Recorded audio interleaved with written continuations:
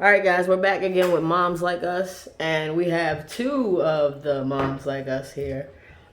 We have Reena and we have T.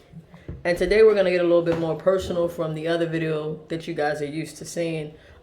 It's me in the background, by the way, asking a bunch of questions. A small interview so you guys can actually get a chance to know some things personally about them, and also to help you guys if you try to or want to conceive. And if you guys do have questions, feel free to put them down in the comments for the next time that we do have our Moms Like Us, and we are free to open to talk to you guys.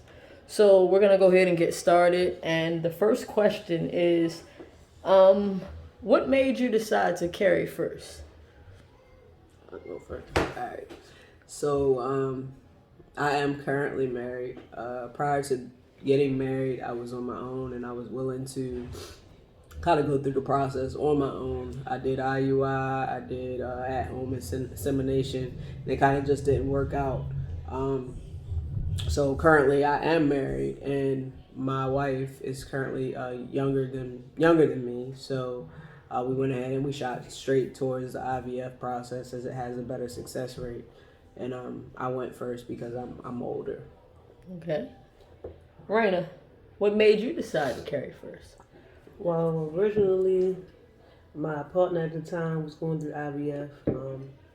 It was unsuccessful the first two tries, and I seen the type of reaction it had out of it. So I took it upon myself, like, I'll try. All I can do is try, and we did it, and it was successful. All right. So you guys both had successful pregnancies from the different methods that you use, which in-home insemination and Yeah, I use IVF. Sorry, my bad. I use ICI, which is in-home insemination. It was an easy way to do it. If you don't know, just look it up. ICI or in-home insemination. I actually use the soft disc. It's just basically a menstrual.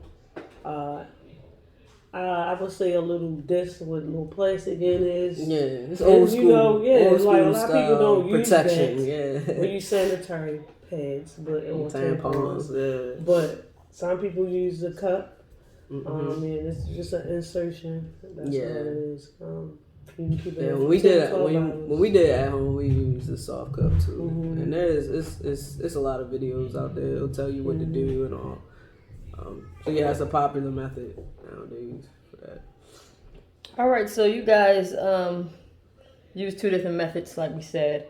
And also, I know that with the methods that you guys used, sometimes people get it on the first try, some people get it on the second and third try. Now, not to go too far in depth, but did you do it multiple times before you got your successful pregnancy? Yeah, I did for several years. But for this time, when it was the IVF process, it took on the very first try. Now I do know individuals where it takes multiple tries, so don't let my story build on your story, because it happens when it's time, and that's what I kept telling myself throughout the whole thing. It's gonna happen when it's time. So just gotta remain positive. And Reena, did you also do multiple times? Or? So in my case, I did frozen sperm first. I had got some sperm from the cryo bank, I guess. I forgot the name of it, but Cryo bank. It was begin with an X. Was that it? Yes. So I had a frozen sperm, whatever. I still did the in-home insemination as well, but it didn't take the first time. I don't know why. I mean, our bodies are made different. It could have been not the right time, or I could have did it the wrong way. You gotta make sure you know do your research first before you start buying hella sperm. It's very costly. So the first time I did it that way, I inserted myself. And just waited for the time to do the little test, and it was unsuccessful. So that was the first time. Second time, I used the app called Baby Care, I think it is. It's just an app for even straight people. It's and everybody, whoever want to conceive. I found someone that was a donor, and he was very knowledgeable about a lot of things, and that's what made me pick him. And we went through the process of everything, like getting to know him, what he was about, everything you can think of, background, all of that, everything from medical, all of that. So it's not just getting anybody to just do it. You have to know the knowledge of people's background, genetics. It's a lot. It's a science to it. You know, just do your research. I did a lot of research finding that, and I found that a lot of people are afraid to even go that route because they're not really knowledgeable. And I picked him because he was, and that's what made me pick him. Well, we picked him. I'm sorry. And when we picked him, we talked to him, and he was telling us a lot of stuff that I didn't even know as a woman. So I was like, okay, he's a winner. And be surprised. Yeah, so I was like, yeah. So the long story short, we met up with him. He lived in another state. You know, we had to pay for Airbnb and all of that. We exchanged everything. Everything was legit. It was also free. If y'all wanted to know, it was free. It was a free app. And everything's on there free. What y'all do beyond that, that's y'all business. But it was free for us, and I was good with it because we spent a whole lot of money prior to. You know, IVF is very costly, and buying sperm from the cryobank is very costly. It's over a G for real. So, yeah, so we did it that way, and it was successful. How many rounds did y'all end up having to do prior to the first success? As far as like the ICI? Yeah, like the once you whatever conception method that you got, it was just one time. Once. Okay. And then when we did the soft disc, okay, fresh sperm. Fresh is the difference between fresh and frozen sperm. The first time I did it was frozen sperm. I don't know what that might not have nothing to do with anything, but in the case, it could have been my fault. You know, I wasn't being patient enough. You know, we'd be so eager to I want to get pregnant. And you have to be patient with this. You have to know everything about what you're doing about your body. Like, and a lot of the things that I guess we deal with is things not being natural, right? Right. Because natural conception happens between a male and a female having intercourse, right? So anytime you take that natural element out of it is when, you know, the curveballs and the iffies come in. So I think if you try to make it as natural as possible, which is eliminating all type of stress. Just don't even think about it. Let the natural part take over. Once we've gotten over that hump of unnatural, let the natural part take over and just don't stress it. Like if it happens, it happens. If it doesn't, it doesn't. And I know that's easier said than done, but I think that was the part that I think that's the part where it doesn't happen. Honestly, that's my opinion. But I think stress plays a big part in unsuccessful pregnancies. Yes, it does. And I probably was stressed the first time. But the second time, I was namaste. That's all I was just kept saying. Like, so after that, it was successful, you know, and I was shocked. Like, wow, it actually worked. So it does work for some people. I mean, and even if it doesn't, you keep trying. Like, if that's what you want. That's what you want. Like anything else in life. We was very eager to have a little healthy little one. And she's one now, so we're very happy with that one. Right. So the next question is, how was your pregnancy? How was it for you? Like, you can give us the good, the bad, the ugly, you know. Carrying. Let's start with clothes. There's so many different elements to that question. Like being a dominant presenting woman, I'm gonna go first. It was a struggle at first, you know. It's simple, but it's not. For me, it's like, all right, my pregnancy was awesome. Like, far as morning sickness, a lot of people have morning sickness, which is normal. But for me, I didn't have all those. I just had like I could smell everything. Everything stank. My hormones was all the way up to here. I wasn't used to that, so I was going through a mental situation. It was mental for me. It wasn't more physical. I had gestational diabetes at 30 weeks. That was a little difficult because I love to eat and I like to eat a lot. And with that, you have to eat healthy. So make sure you start off healthy. Drink a lot of water. Not to say that I didn't, because it can happen to anybody. It's just your baby taking a lot. It's gonna take over your body. Yes. All the way. It's still a good experience, man. Like I'm glad. I would never regret it, like for nothing. And to even feel like the first kicks and they feel a little weird at first, little flutters, but it's like wow, like a whole human is inside of you. You growing, and you become like you have a bond for anybody. So right. Yeah, how was yours? So I think with COVID in play, it made mine much easier because I was working from home. Any stress that I was dealing with, I was able to kind of curb it because there was somebody on the opposite side of the phone versus somebody being in person with me. Because I know my attitude was horrible while I was pregnant. So my attitude is probably horrible on a regular, but it intensified. So I guess the hard part, like you already stated, was the gestational diabetes part you had it too, right? Yeah, okay. and having to prick myself every day, 3 times a day to check my blood sugar and not being able to have carbs when that was the only thing that I was able to stomach. Like I wanted grits every day, all day. Grits, cheese, butter, salt, pepper. That's all I wanted, like all day. And a spicy chicken sandwich from Wendy's. Oh, wow. That was my go-to. Sweets. And yeah, to this day, like I can't eat gummy bears anymore, and I used to love them. And I cannot eat Rice Krispie treats. The thought of them is making me sick. As far as like morning sickness, I didn't deal with too much of that. I did end up having a degenerating fibroid, which kind of it felt like labor pains a little bit. But other than that, I would do it again. If it wasn't for age, I'd do it probably 3-4 more times. It wasn't as bad as first anticipated. So yeah.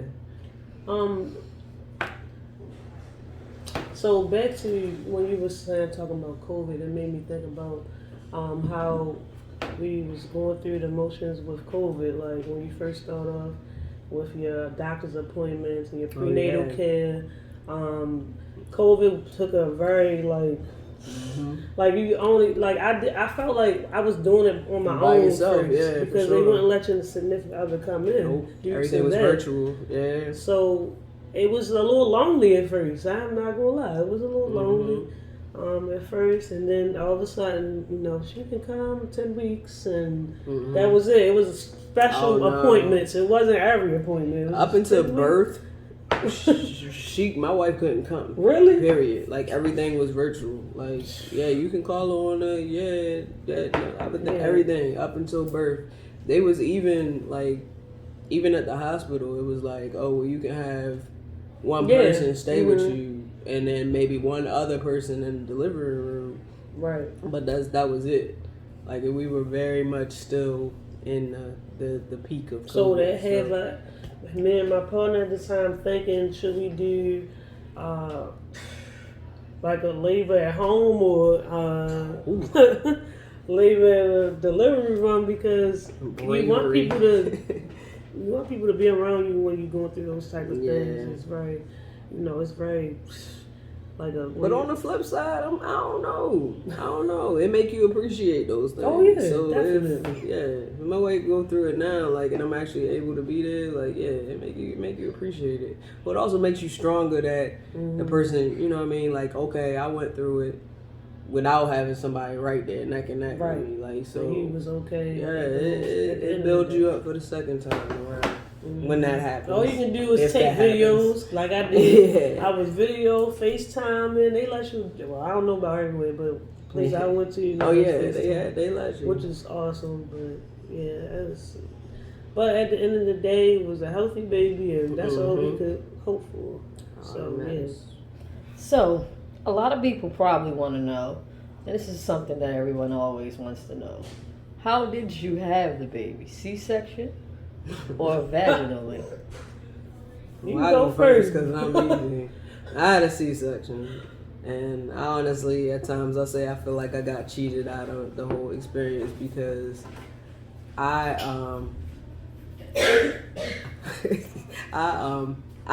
never went into labor. We had a scheduled, it's called a, oh man, I can't think of it. But whatever the term is where they turn the baby. I can't think of it. Yeah, he was breached. Oh. He remained breached the entire pregnancy, and every bit of his personality right now shows why he never turned. Very stubborn. So, very, very much so. So, he never turned, so we actually scheduled to have him turn, and then that same day, they were going to induce me so that he didn't flip back if they were successful. He never turned. Even when they tried to turn him, he was comfortable. He was like, nah. Like, y'all not getting me. And the doctor was like, we're just going to go ahead and get him out of there because his heart rate dropped. And I said, all right, do what you got to do. So I had I had a C-section. And I didn't experience any labor pains. I did get an epidural, which, oh my God. But other than that, like, yeah. So for me, my doctor was saying that they could induce me. And they always, I don't know, this must be some new stuff. Like they'd say like, oh, we'll induce you. And I was like, what does that mean?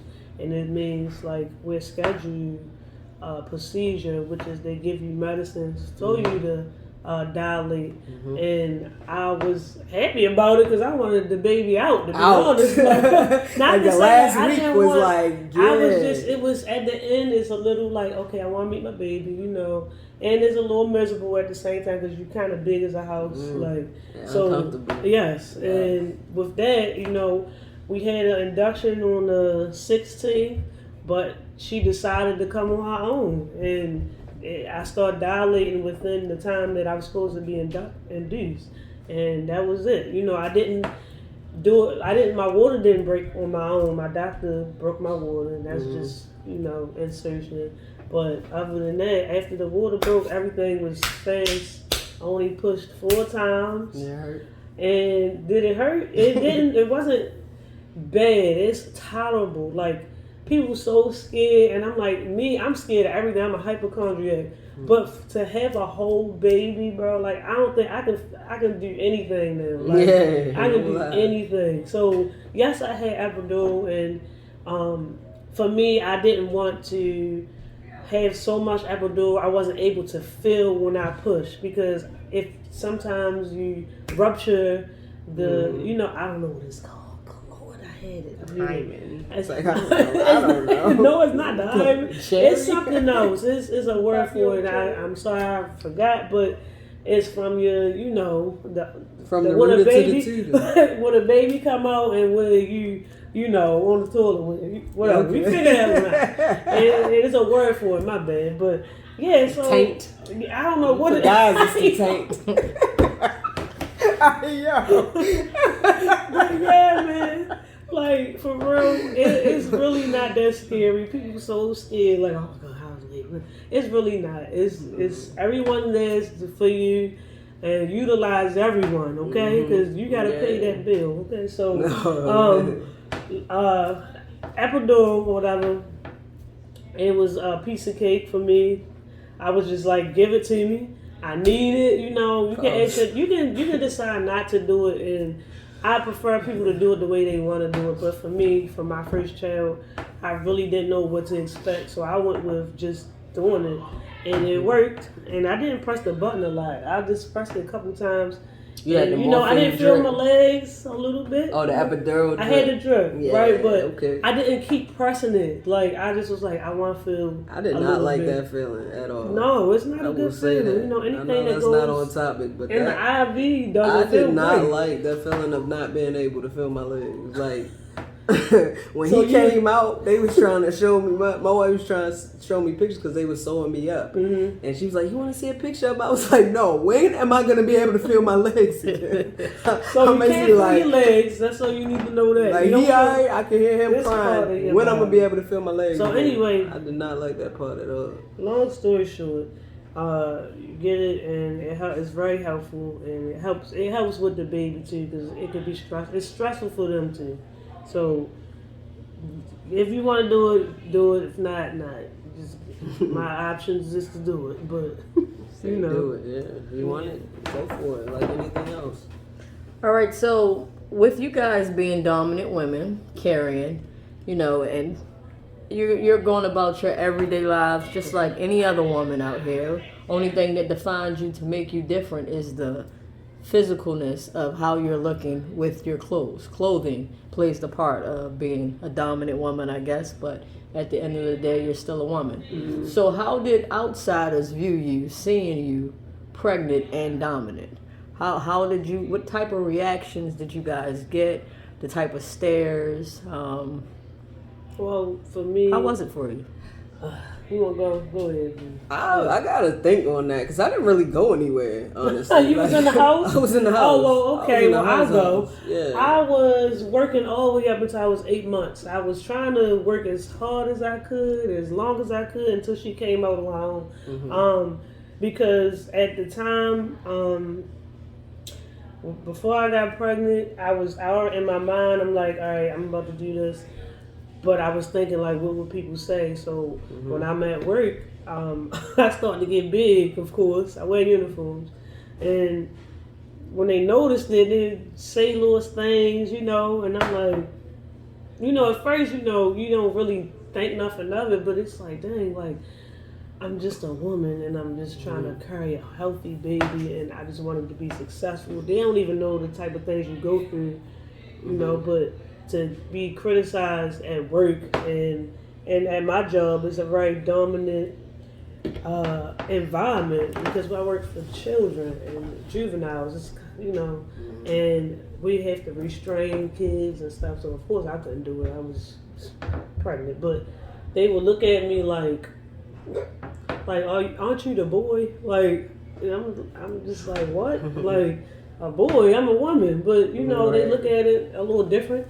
And even in my household, the dynamic changes because for me, I'm not going to say everybody, it goes both ways, but for me, I felt better taking the trash out rather, simple stuff like that, fixing stuff and, not being a man, but just being hands-on. That's just what it is. Some people are more into that than others, and usually females with nails, they don't do all that type of stuff. I mean, they could, but they not. But anyway, the dynamic change in the household, so that kind of messes up a little bit sometimes. Not too bad, but to the point where it's like, dang, like, I can't really help do nothing. Like, and it's viewed as like, you feel bad because you, quote unquote, the one that fixes everything and take the trash out. I enjoy every bit of that. You enjoyed it. Sit back. It was I'm sitting back with my big toe up. Yes, sir. Yes, sir. So with that, not just the outsiders, but considering the fact that you guys are dominant, how did other dominant women look at you when they seen you in passing? Or how was that experience for you guys? Well, for me, it was like it was both. Like, I had positive and then I had a negative. And honestly, the negative was people I didn't even know for real. It was the outsiders on Instagram. I had a couple people hit me up on IG messages like, so what, you not gay no more? And that was like real rude. But, I didn't really take it in, and I just was like, I don't really care about that because I had more positive than negative. So the positive people, other doms would ask questions and was wondering how I did it and how can they do it and what's the process. Like, let me know how it is so you can tell me. And there's a couple people at my job that actually ask that, and I tell them whatever, and they can actually watch this video too, so they can get information. On my end, I had a lot of positivity. Like, I had people, of course, they wouldn't comment under my photo. They would slide in DMs and say, hey, you know, like, I've been wanting to do this for a long time, and, you know, like, I've always thought that, you know, like, it should be my significant other to do it. Like, you inspire me. Like, you make me want to go ahead and push forward. Like, I see you doing this. I'm looking at you right now like a big sister. Like you doing this, I think I can do it. Like, and they'll reach out and say, well, asking questions. Well, how did you do it? You know what I mean? Like how we're going through these questions right now, and they had the same questions. So, yeah, I had a lot of positivity. It wasn't from the LGBTQ community. It was from the heterosexual community where I got the smoke from. But negativity. So I'm not even going to speak to that. So. All right, and the last question that I have, and you guys kind of touched on it somewhat, did you have a support system? How was your support system for you as you were going through the process, wanting to go through the process, and after you actually went through the process and you were able to tell your family, friends, how was that for you guys? How was that support system? Was it still there? Did people step up and be a little bit more understanding and want to help, or did people turn their backs because of thinking, oh, you're bringing a child into this world, two moms, or a dominant mom, and how are they going to look at you, and things of that nature? So how was your support system? Did you have a support system? So my best friend T, who is also a mom's, she's part of the group. She actually had a son prior to me even going through the process. So that support system and kind of knowing what she went through with her pregnancy. So I feel like I followed kind of in her footsteps to that degree. But as far as support, it was my wife for the most part. 'Cause like it was during COVID. It was just her and I. We didn't have anybody over the house, and the whole thing was like to keep me healthy. Like, so even she wouldn't go out because in the event that she could bring it back home to me and the baby. So it was really just us. But as far as phone calls and everything, everybody was shocked. Like, everybody was like, what? Like, my own mother didn't believe me. Like, when I saw the sound girl, she like, you photoshopped this. Like, yeah. So support system, once everybody actually saw it, they saw me getting big, they saw that bump, like, yeah, this is real. And they got excited. They was very, very happy. I lost my grandmother. Actually, my grandmother was the first person I actually told that I was pregnant. I was only a month pregnant, and I had taken her to North Carolina, and we spent a couple of days in North Carolina because she had some doctor's appointments. And I didn't tell her throughout the whole time that we was there, but I told her when we were on our way back home. I said, Grandma, your great grandchild's been riding with us this whole time. And she looked in the back seat of the car, and yeah, she was happy. She was happy, and although she didn't believe in my sexuality, she smiled from ear to ear when she heard that. She was so happy. And unfortunately, she didn't make it to see him born, but she definitely, throughout the whole pregnancy, I sent her pictures, we talked, like, and that actually drew us closer. So when it comes to like a support system, like, definitely had her there in spirit, and I still do. So for me, right, it wasn't bad, but it wasn't like what you expected to be. I would say in the beginning, part of my family would be, well, I'm glad it's you that's pregnant. So that kind of made me feel some type of way because we're doing this together. Me and my partner doing this together, and we're trying to like bring a life into this world. You feel me? So it's deeper than anything you could imagine. So with that, I kind of didn't let people stress me out because I knew if I become stressed out by other people's views on how they feel about us as a unit, I would be stressed, and then the baby would be stressed. So with that, I just took the positive people that was in my life, which was probably my closest friends, some of my family members, I'm not. Let's be real. It'll be some of them. That's cool, and that's every family. Like we have some people that we just don't talk to, and that's okay. And There's it's nothing wrong with that. because it's still gonna go on. We still gonna live our life, and I still love you, but you know. But in the case, you know, it was more just trying to be okay with me just being pregnant, period, and that's okay because everybody not gonna understand your journey. But for me, I was fine with it, with not having no support or having support because we had support with each other at the time. So I didn't care about outsiders. Right. All right, guys. You just heard from Reena and T.